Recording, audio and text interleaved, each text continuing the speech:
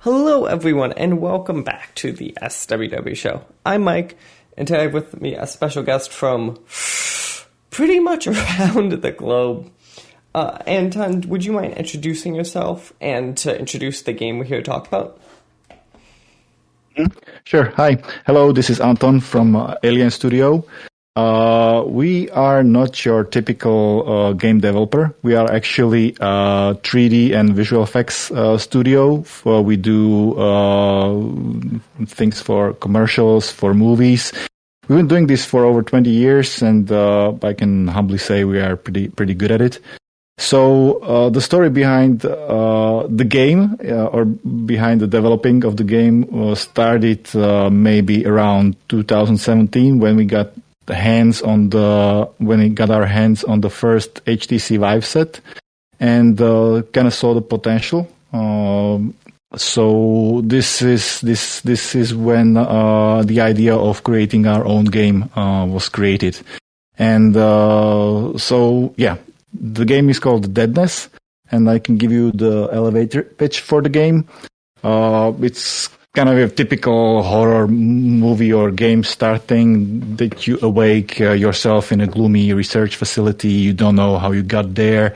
You're alone. You're stuck in a wheelchair, and you have no way to defend yourself. So you're thinking, what happened? What happened to this place? You don't remember anything. How do I get out of here? This is something where we are aware of, very typical for most of the horror games and movies. So we have kind of three other things to distinguish our game from our competition. What sets us apart is number one, graphics. We are very proud of our graphics and the level of it. Then there is this movement mechanics. As mentioned, you are in a wheelchair, so you don't move yourself like in a typical VR game, but you move yourself using your hands. And the third thing is we don't use HUD.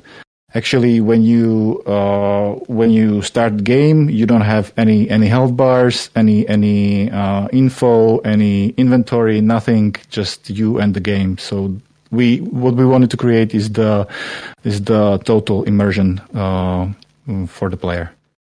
Yeah, so let's talk about that. One of the things that obviously is a big deal in this game is this how you kind of move around and are strapped in this wheelchair. And I was kind of curious if you don't mind talking about kind of how the team went through the process of making sure kind of this wheelchair either felt correct or authentic, or kind of like making sure it felt like what you'd expect it to feel like in VR. Mm-hmm. Well, the story behind the wheelchair was kind of simple. As mentioned before, in the beginning we were doing a lot of research. We were playing a lot of VR games, but the movement always felt broke. You know, I don't want to disregard, dishonest anybody for their work, but the movement in VR was either like teleportation or moving with the trackpad, or movement was limited by the space and the tracking sensors. So we were thinking about this as a problem or as an idea, and the wheelchair came up. It was like you don't have to move your body. You just sit on the chair, and you move yourself with your hands as you would on a real wheelchair. So this kind of solved all the problems for us, because we wanted to create something realistic, something you wouldn't, maybe your brain would forget you are playing a game, but this was our goal. So yeah, of course, the movement can be frustrating because in real life, when you're in a wheelchair, you have obvious disadvantage to someone with their legs working. And we realized this. but it also fits our story because you're a patient in this facility. You are obviously here for, without spoiling too much, here for some experimental cures for paralysis and some these kinds of diseases. So it makes sense to set the player on the wheelchair, and well, I don't want to spoil it too much, but yeah. And also, if you are talking about optimizing the movement system, we right now the game is supporting HTC Vive and Steam Index systems. So since these are the only two platforms we are going to go with right now. We have optimized, we have tested a lot with different players, with people from out of the company, and we kind of tweaked it to the best possible level to still have the feeling of the authenticity, and also to keep it fun in a way possible.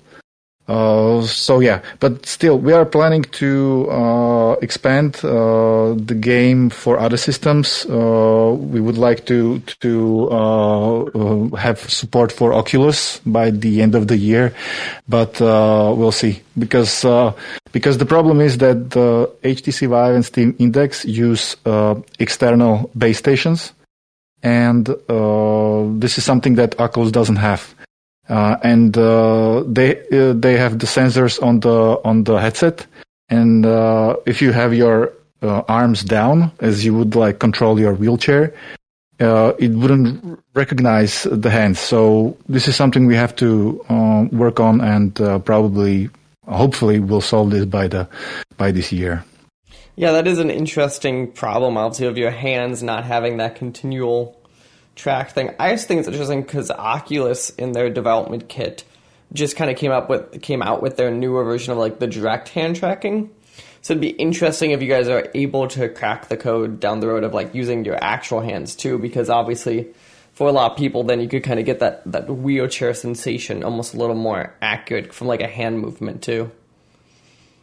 Exactly. I would like to try it out so we can figure it out. We can hopefully solve this problem, because we are getting a lot of comments on Steam and or social media that the game looks good, but I have Oculus, I have a Quest, so I would like to play this game as well. But as I mentioned, we have to solve this problem first, and then we can support the other platforms. Yeah, but yeah, no, that's interesting. Kind of jumping down that is.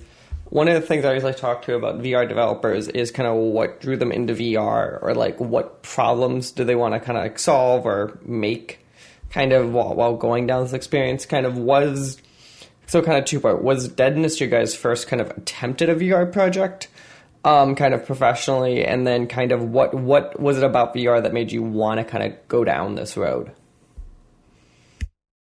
So as I mentioned, it was around 2017 when we got our hands. Of course, we had some contact with VR before, but the real like home kit VR was the HTC Vive set, and we kind of immediately saw the potential of the set, and also of our skills. As mentioned before, we are not primarily a game developer studio. This is actually our first experience or first game we developed.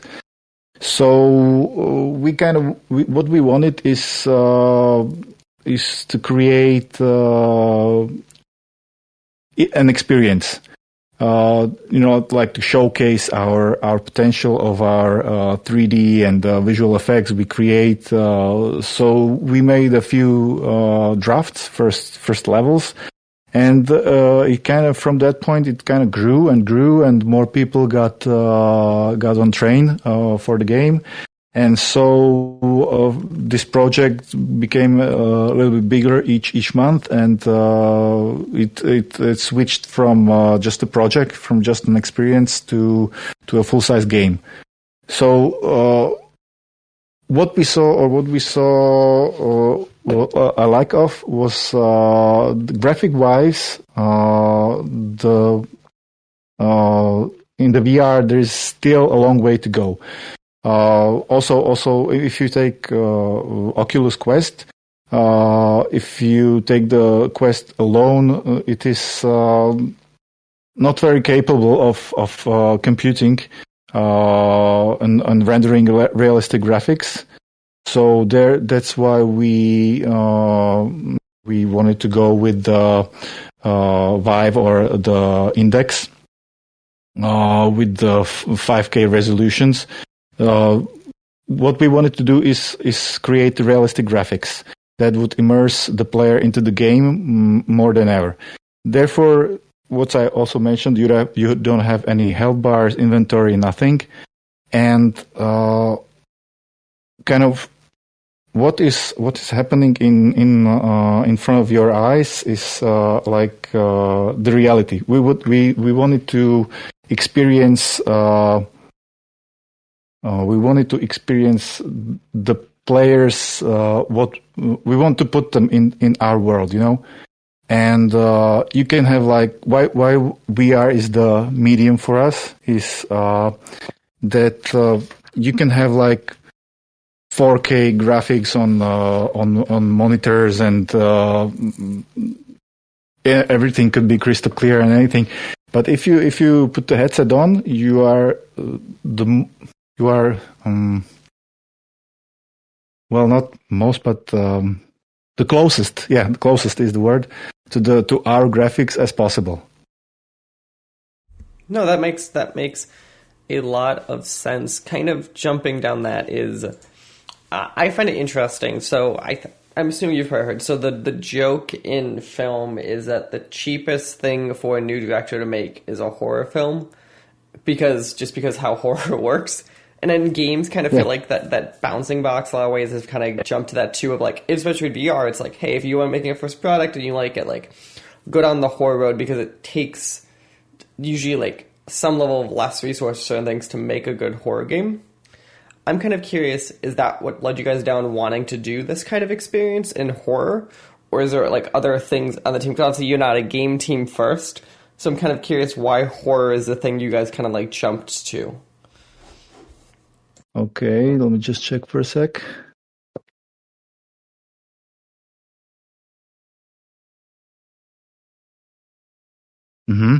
Okay, so well, horror is like when you take emotions. For us, is horror or fear one of the like top emotions. So you can really feel the stress in the game. It's very easy to build up. We are aware that horror genre has been here for a long time, and lots of ideas have been reused and copied all over. Some work, some don't. Well, some of them are washed up, but we combined what is working with the new mechanics. And the new mechanic is the wheelchair, and also the immersion level. We also were like fulfilling our homework and upholding the laws of horror, and we tried to create some resourceful and memorable ideas that will resonate with the player after long after he puts down the headset. So for us, horror was like the primary choice. We are all like big fans of horror. I mean, with the games and movies, and so we drew a lot of inspiration from this into our game. At least we tried. Yeah. No, that makes a lot of kind of sense, and I think it's very interesting to think about that. One of the other things, obviously, is your guys' game and all of the marketing for it is these terrifying creatures that I think kind of are like these things you're facing. That obviously, as you talked about, you can't do anything against. You kind of use the wheelchair and get away. Where did the inspiration for these monstrosities come from? And kind of like what made you guys think, what did you guys think about while designing them? Mm-hmm. Well, we kind of wanted to make them fit in the story. Well, as mentioned before, without spoiling too much, you are in a old research facility where there has been some research taking place. Research regarding some experimental cures for paralysis and other diseases. So most of the enemies are either staff of the research lab or patients from the facility. Well, yeah, but the 3D designers they played a lot with the models. From the basic models we found and created. They played with the textures like rotting flesh, missing limbs, and so on and so on. So we kind of didn't want it to have like your next door zombie. So we added something, or we wanted to add something extra to these creatures or enemies. Not to spoil a lot, there is this one guy. He probably died by a knife to his head, and now when he's undead and when he gets you, his dying animation, or in the dying animation, he pulls out his knife or the knife from his head and stabs you with it. So we wanted to implement the story or the creatures into the story, and wanted to make it as real as possible. So you encounter like the head doctors or some regular patients, but the real enemies are gonna be like the heads of the research facility. Interesting. Yeah, that is also the idea of him pulling the knife out of his head is terrifying. I just want to point out. Yeah, there are some more of it, but I just don't want to tell too much. So people will that makes experience sense. or have experience. I'm kind of curious as you guys have done playtesting, whatever of time with this, is how was the player's reaction of them being unable to defend themselves? 'Cause I feel like as a player, that sounds like very stressful, and one of those things that like during the moment you're like, I'd be curious how many people like got too much into the VR, or like did you guys have to tone it down ever? Because like in VR, obviously, like people are going to jump and it feels like it's happening to them. So obviously not being able to defend yourself is a very conscious and changes the experience a lot. Well, I mean, everyone who tested it and or tried it, he kind of knew what he's getting into. I mean, he didn't know exactly what is going to happen, but he he or she knew that he will be playing a horror game, a survival horror game. I mean, it could be pretty distracting or pretty frightening, but well, we had some testers that put down the headset and said, "Okay, stop! I don't want to play this anymore." It was kind of a good vibe, and also a bad vibe, if you know what I mean. Because if it's so scary that people don't want to play it, we done a good job, because we wanted to like showcase this realism, this horror, this fear, and everything. And this is what we are proud of and what we achieved. So I hope people like it. I know it's not for everyone. It's not for the faint of heart. But for those who like horrors, I think they will like our game, and also they will enjoy it for the sake of it. Yeah, that must be like that weird line of where you're like, I want it terrifying, but I want people to play the game. Of like, obviously there's that funness of like, if it's too hard or too terrifying, just people go, nope. Yeah. It's the sense of the horror game, but as I was playing it for the first time, I also was very very frightened. I was like peeking behind every corner, but as you kind of proceed in the game, you also like feel a little bit stronger. You as a character, you kind of evolve. So I think it was also okay. Let me put it like this. It's first you are unable to defend yourself. And then it's the logical thing to do because you woke up as a patient, you feel weak. We wanted to create the feeling real close to the real experience, so you're not born Terminator or Rambo, or you don't go there guns blazing on one man army.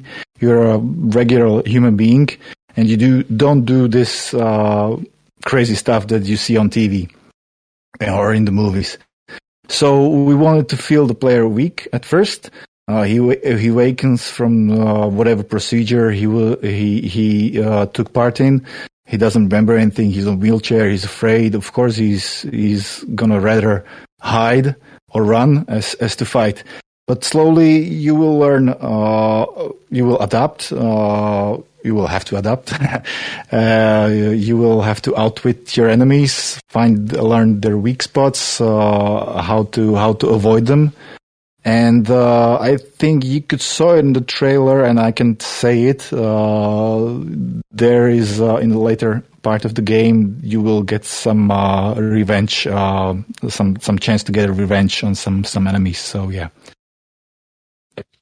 That is, yeah, interesting. So let's kind of jump into the obvious thing I told you would end with is, as we were talking, it is the tail end of February.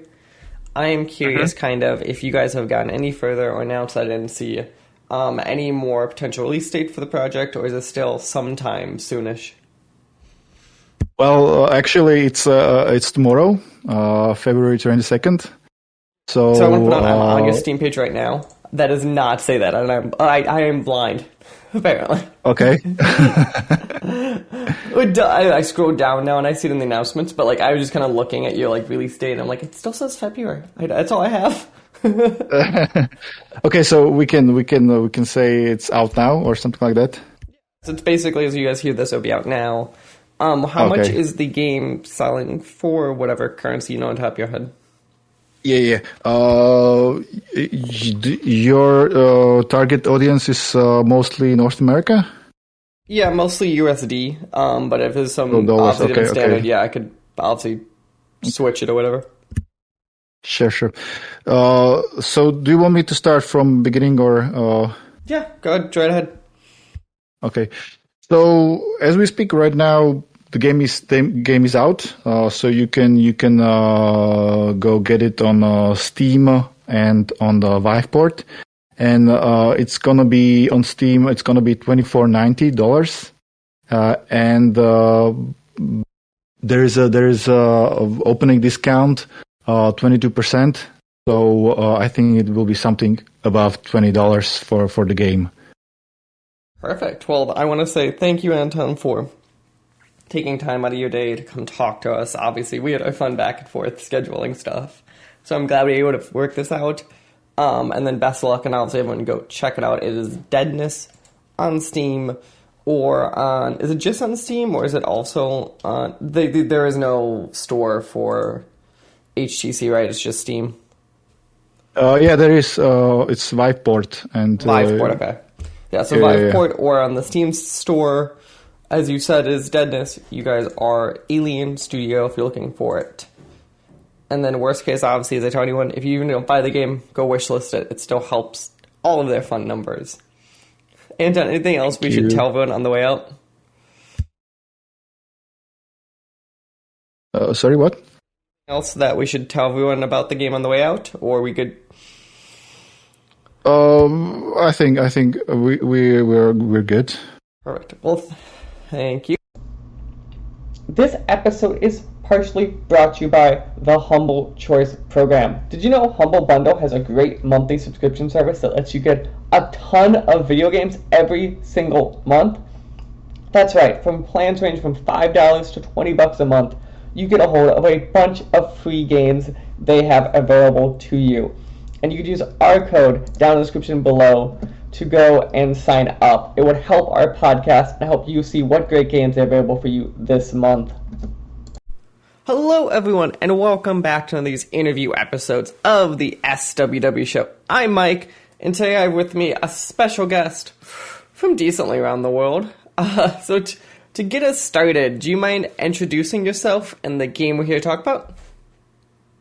Sure. I'm Jirai from Clouzy, which is a small, farming, cute, wholesome game developed by 5 people from Madrid, Spain.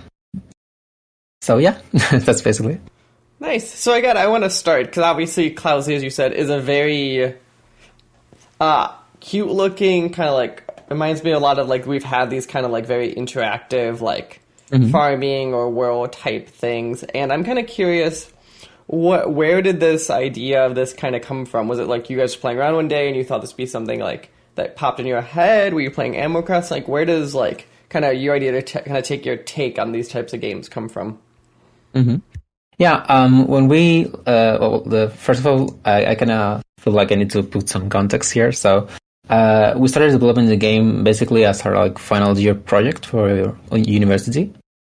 And so when we were like thinking what we wanted to do with the game, all of us agreed that we wanted to do something like to kind of like relax and distress from all the stuff that happens in life. So we kind of went fast to something that was like wholesome and pretty much relaxed. And from that point on, we started like looking through games like Animal Crossing and Slime Rancher and Ooblets and all the kinds of games. And we started like developing a concept that we liked. And yeah, we ended up with this like cloud daycare thing that kind of like mixes elements of all those games that we liked and just puts them in like a very positive and like reinforcing context. So it's basically like a world full of positive inputs and a place to relax and just cool off. No, that makes a lot of sense. So I want to follow up on something, make sure I understood this right. So this is, as you said, started as like a senior capstone game in college? Mm-hmm. So yeah. I'm curious, so I went through a similar process of like, because my degree is in game development, and I'm curious kind of how did that kind of look from the transition of going from the game the game being like built for college versus becoming like Steam and professional ready kind of. Like I'm very curious, like, I'm assuming that was a lot of work just because obviously code bases and teams and all that fun stuff. Yeah, it was very, very messy. Like, basically when we were doing like the project just for college and stuff, we were focusing on the stuff that we needed basically to have like a good grade and just pass college, you know? And so we couldn't develop too much time into doing stuff that we thought could make the game good and more interesting to people, you know, to put it on like Steam and other pages and stuff. And so when we finished college, we basically took a step back and thought, okay, what do we want to do now with the game? Now that we have like full control of whatever we do, what do we want to do with it? And we changed a lot of things. Like we really did a big 100-degree turn on a lot of stuff, and basically, had to change a lot of things. Had to change perspective a lot in many different things and the way we worked on a lot of stuff. And but in the end, it kind of took like the turn it needed, basically, because otherwise it wouldn't have been like a really fun game. So I think we took the right decision. No, I can imagine. I'm curious, kind of, just kind of, and we'll get into the finer details of the game in a second. Is would if you compare to this game to the original game that you guys started from, kind of in that experience, would people recognize them as the same game, or at this point would you think like even though you guys feel the core of the product's the same, like it's way different experiences and looks really different? I think it could be recognized, like basically because the main artistic style and stuff has not changed that much. Like it improved a lot, but it didn't like change drastically. But gameplay wise, pretty much no. It's like it was very basic back then, and it was too simple. You know, you could do a couple of things, and It worked for like half an hour, and that was okay. But the core was very different. Was a lot simpler. It was too simple, And so, yeah, you could recognize it, but not too much. It wouldn't be the same experience, definitely. That's very interesting, because I've always found that, because obviously I think the largest known scale of like when games go from like a capstone product to like a professional game, obviously I think is Octodad. It's kind of like, is that like examples? I'm always curious to hear those kind of stories. But let's kind of jump into the core of this. So as we said, this is a game where, as it says in your quotes, is the first day dedicated to clouds. I am kind of curious if we don't mind kind of. So let's say as a new user, they kind of walk in this experience. Can we go through that like 30-minute gameplay loop? Kind of, well, what is it that you do here? Okay, yeah, sure. Basically, like the first thing when you jump into the game, you can create your character and customize it, and then you have a little tutorial that explains the very basic of like movement and a couple of easy controls. But like where the crawl loop starts, basically you get a quest from any of the NPCs in the game, and they basically ask you to take care of their clouds. So these clouds can have many different ailments or issues. Like they can be angry, they can be just hungry, they can be sad, they can be confused. There's a lot of different ailments, and you need to go out into the world and gather different materials and different ingredients, and with them you need to cook meals that you're then going to give to the clouds and try to make them feel better. And it's kind of like a process of having to try different meals and trying to see what works for these types of clouds and what doesn't work for these ones.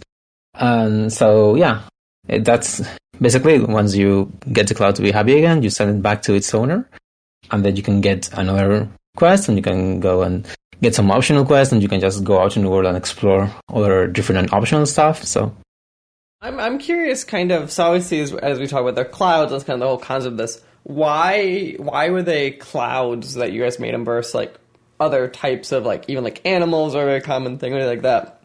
What kind of stood out to you guys about like this idea of making these anamorphic clouds, or as we used to call them?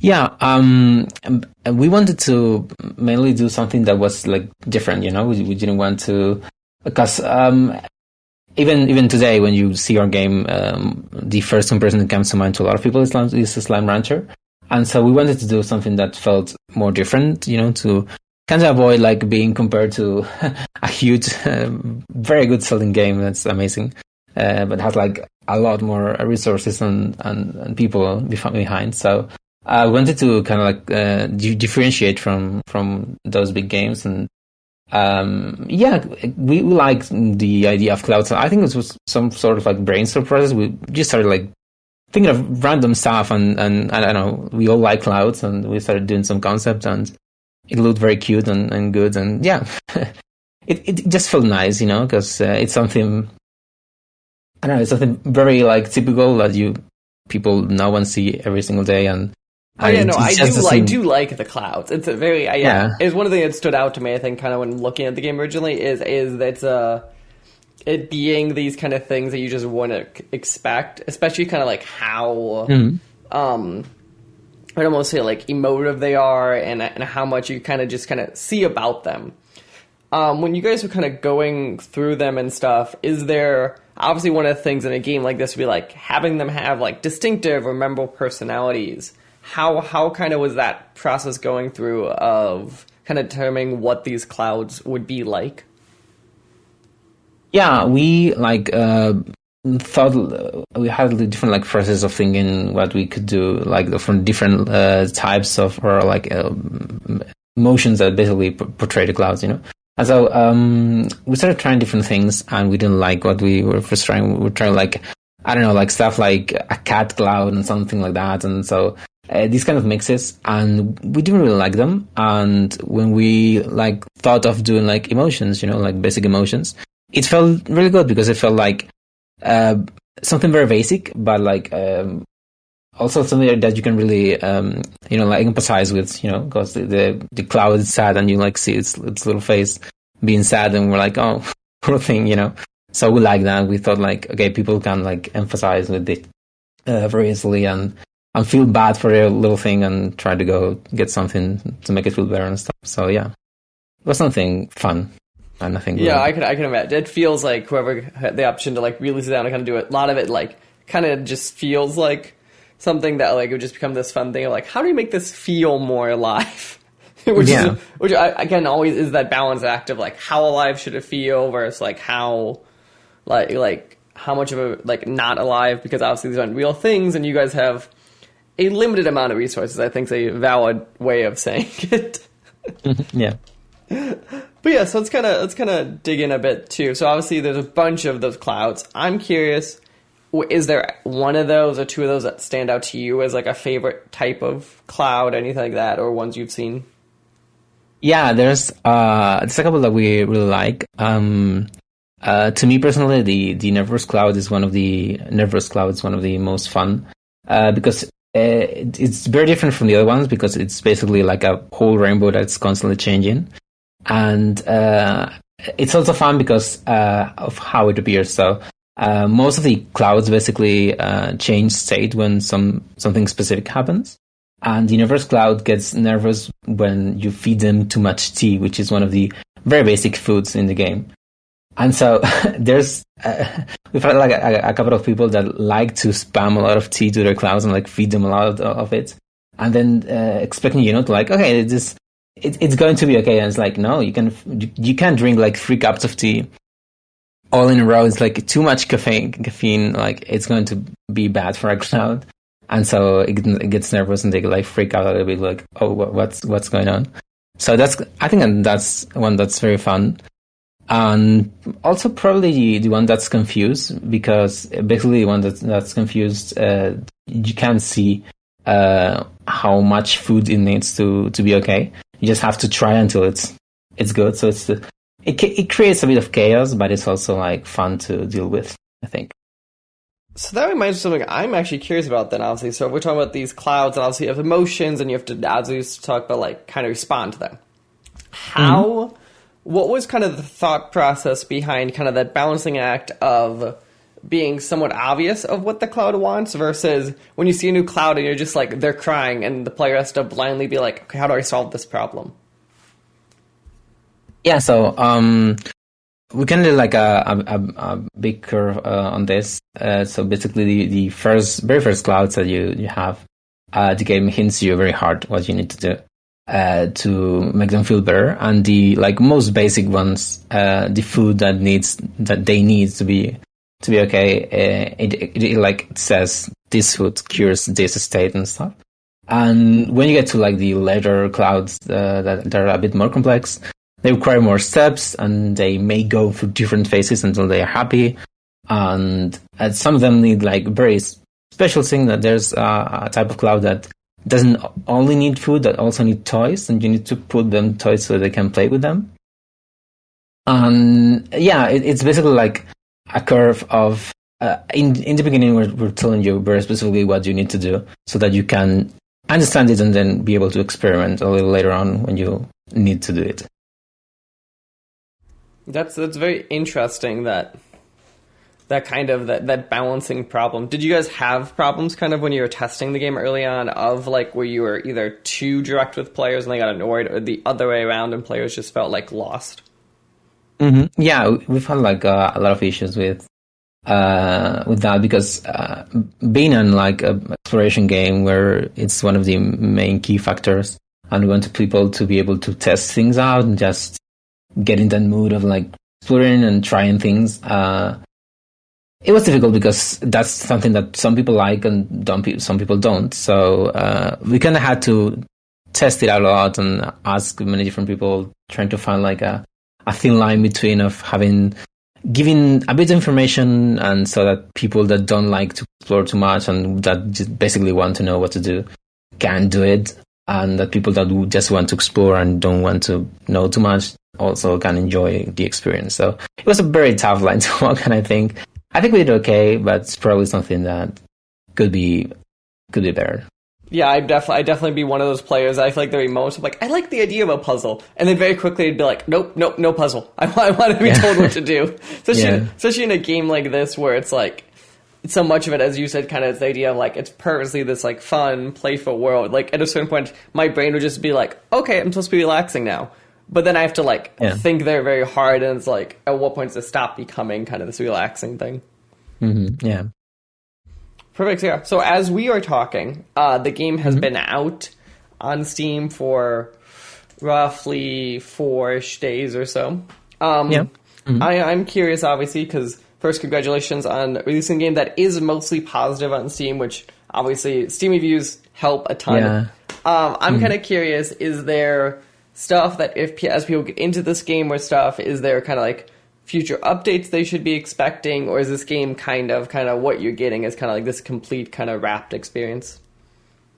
I mean, we definitely want to do some content updates, and it's something that we have planned, and but it is also something that it's a bit tough because basically we need to have enough people playing the game. We need to have enough community to be able to do this content, new content patches and adding new stuff and basically making it work. So we do want to do them, but I cannot promise at this point if we are going to be able to do them. We're obviously going to be fixing issues people have, but adding new content is something that we hope we really hope we are able to do, but we can't really say at this point. We need to wait a bit and see how the game is. So you're telling me as if more people buy the game, I understand. Everyone, if you want more content, keep buying the game. That's kind of that's how this game works a lot of times. It's always like we have lists for years. It's, do we get to them? Does it become a combination of like economically worth it versus even artistically? At what point do you want to leave a project? Like, it's always this fun balance. Do you guys have a team, at least internally, you don't talk about it yet, have plans for what could be next post this experience? Or are you guys still kind of running through those plans? No, we definitely have stuff that we really want to do, because when we were developing the game, there were stuff like we had ideas that we liked, and some of them we could do, we could squeeze to do them before the game release because we thought it could benefit the experience a lot. But some of those we liked and basically were too big to implement at the time, and we just had to like put them apart and say, okay, if we are able to do something new, then we're going to do this because we want to do this. So yeah, there's definitely things we think can be really cool to the game, but yeah, it's going to come down a lot to having enough community and people playing it, basically. Yeah. Perfect. Well, I want to say thank you for taking time out of your evening to sit down and talk to us. To kind of close us out, I'll give you kind of the floor if you want to make your closing pitch for the game, where people can go find it, all of that fun stuff. Sure, yeah. So basically we released this Thursday. The game is available on Steam, available on Epic, also itch.io if you're on PC, and Switch and Xbox. And yeah, if you have, any doubts, you want to tell us basically something like you like the game, you didn't like the game, we have a Discord server that it's on our Twitter. It's at Tiny Moon Team or Twitter. And if you want to just tell us anything about the game, you want to, have any doubt, we're very active on there, and there's a lot of really nice people who can also tell you how to solve some stuff. So yeah. Perfect. Well, again, I want to say thank you for sitting down and talking to us. Again, if people want to go check it out, as we said, the game is Clouzy with an exclamation point on Steam or any of those storefronts, at least for Steam, and I think for itch. Go wishlist the game, go keep an eye on it. Whether it's for you now or for you down the road, it will always help with more visibility. And again, best of luck to you on the team on your future endeavors as you guys wrap up some stuff in this game and move on to whatever's next. And best of luck, and take some time off, please, because I'm more at the end of a launch, you're like, I just need to sleep for, a year, 5, something like that. Yeah. Yeah, thanks for having me. It's been a lot of fun. This podcast was a production of The SWW Show. To learn more, go to theswwshow.com. Remember, you can follow the show on Twitter at The SWW Show. You can follow me at Mikey_Maroney. You can follow AJ at LowSeaBoar. Remember, new episodes premiere on Friday, 9 a.m. Central Time, on anchor.fm/SWW and podcast services around the globe.